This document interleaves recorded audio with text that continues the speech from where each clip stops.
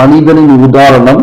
மனிதன் காட்டுக்குள்ளே சென்று கொண்டிருக்கின்றான், பின்னால் புலி துரத்தி கொண்டு வருகிறது. அவன் உடனே ஒரு மரத்திற்கு மேலே ஏறிவிடுகின்றான். அந்த மரத்துடைய வேர்களை 2 நிறத்துடைய எலிகள் கடித்து குதறி கொண்டிருக்கின்றன. ஒன்று வெண்மையான எலி, இன்னொன்று கருமையான எலி.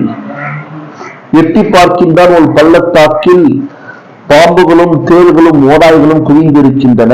இப்படிப்பட்ட சூழ்நிலையில் அவனுடைய தலைக்கு மேல ஒரு கிளை இருக்கிறது, அங்கே தேன் கூடு கட்டி இருக்கிறது. இவ்வளவு பிரச்சனைகள் இருந்த மனிதனுக்கு தேனுடைய ஒரு டாட், ஒரு துளி அவருடைய நாவில் பட்டு விடுகிறது, இதெல்லாம் மறந்து விடுகின்றார். இதுதான் வாழ்க்கை என்று சொன்னார்கள்.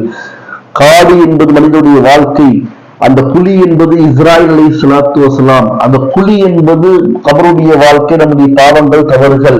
அந்த வெண்மை கருமை எலி என்பது இரவு பகல், நம்முடைய வாழ்க்கையை கடித்து குதறிக் கொண்டிருக்கின்றன என்பதை இமாம் கஸாலி ரஹ்மத்துல்லாஹி அவர்கள்